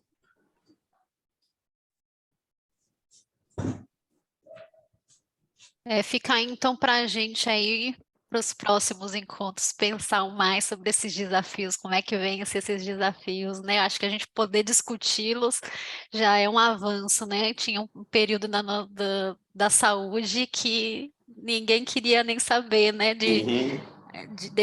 Desses casos, né? Hoje a gente já consegue falar e pensar que é um desafio, né? E é garantido isso, né? Está garantido. Marco, Cirlei, a gente não tem mais perguntas, então eu vou passar para as considerações finais de vocês e já agradecer a participação dos dois, que foi muito proveitosa. E queria só ouvir, então, vocês as considerações finais para a gente ir encerrando a nossa atividade de hoje. Fique à vontade, Shirley. Oi.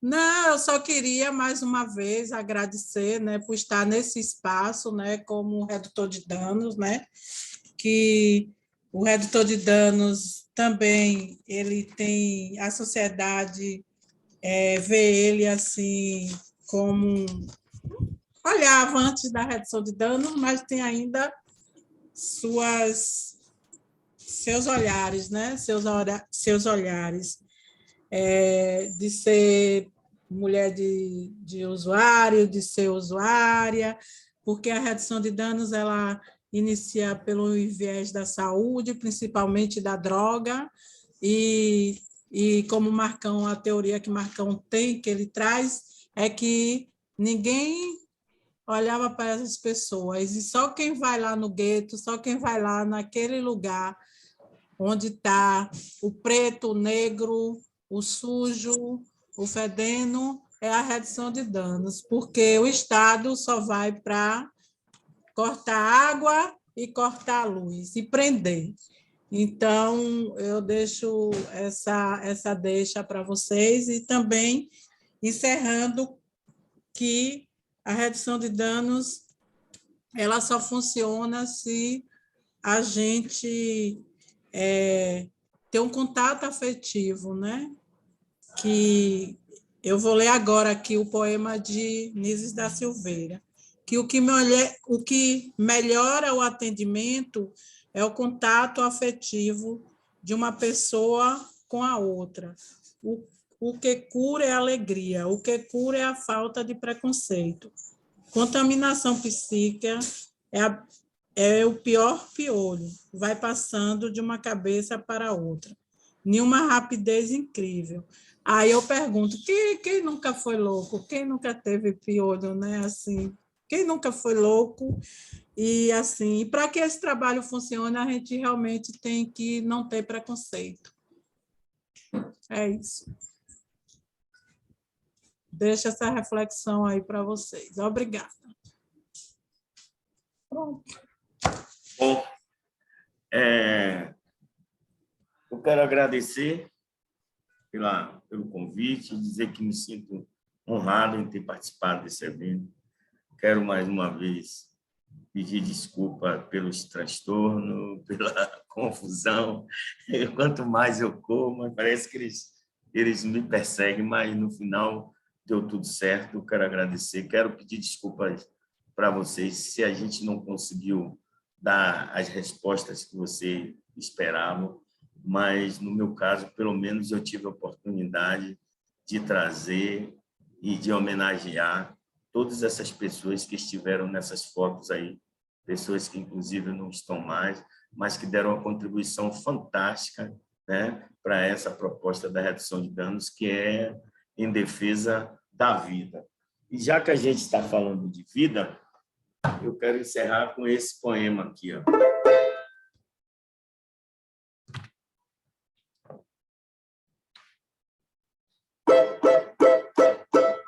Eu fico com a pureza da resposta das crianças.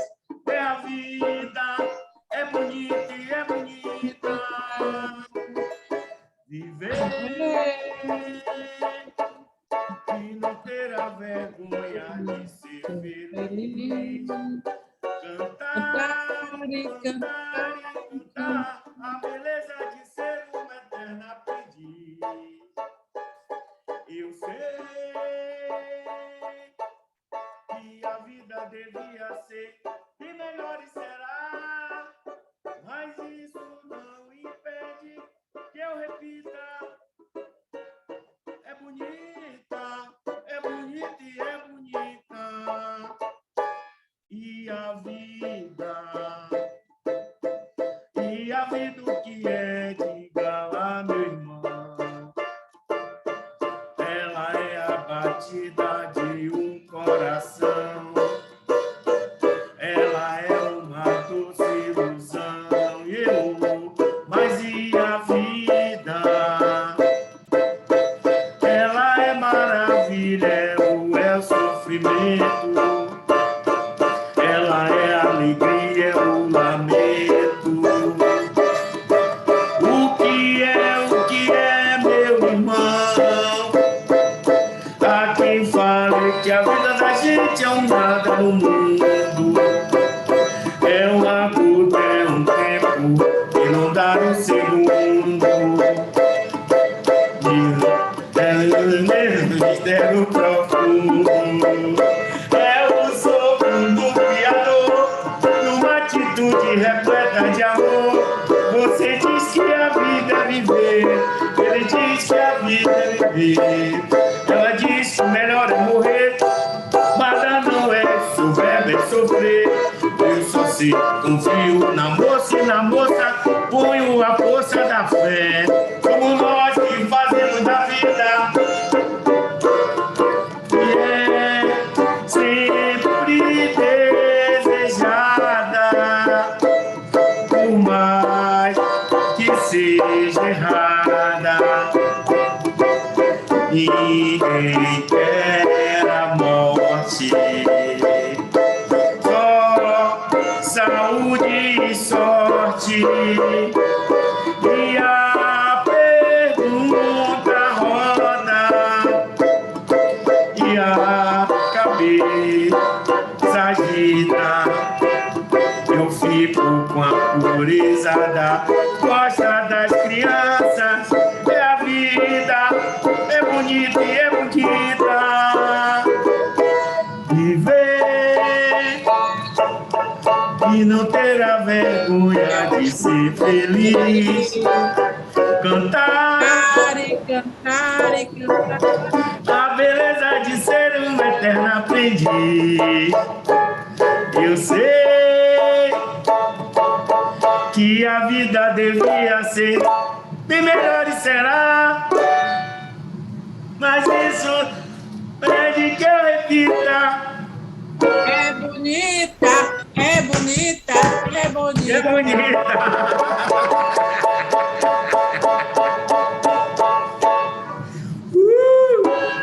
Valeu, gente. Muito obrigado aí. Obrigada, gente. Cantar sempre que for possível. Muito bom, muito bom. Então a gente encerra assim com essa linda canção e com essa apresentação artística que é sempre bom, sempre nos renova. Muito obrigada por isso, viu, professor Marcos? Sempre Valeu. bom Eu sempre vou recorrer à música, à arte, né, para a gente pensar as nossas práticas. E queria, ó, todo mundo aqui elogiando aqui vocês pela música, agradecendo, dizendo que foi muito enriquecedor o dia, agradecendo pela tarde, muito proveitosa. Então, só dando um feedback aqui para vocês que as pessoas estão dizendo.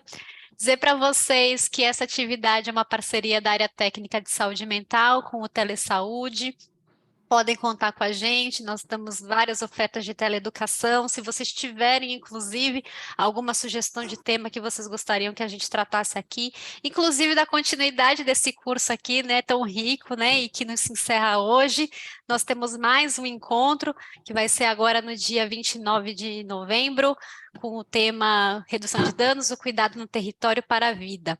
Então, estamos já convidados para mais esse encontro e agradecer a todos que estão aqui presentes e mais uma vez especialmente para o professor Marco e para a Cirlei, que contribuíram muito para a nossa reflexão e para a nossa prática de cuidado com usuários e usuárias de drogas, né, que a gente tem que atender nos nossos serviços e tratar com muita dignidade. Obrigada. Até a próxima. Obrigado, até a próxima. Tchau, tchau, Obrigada, tchau, tchau, tchau. Marcos, viu? Valeu, Shirley. Tchau. Valeu, um abraço. Outro.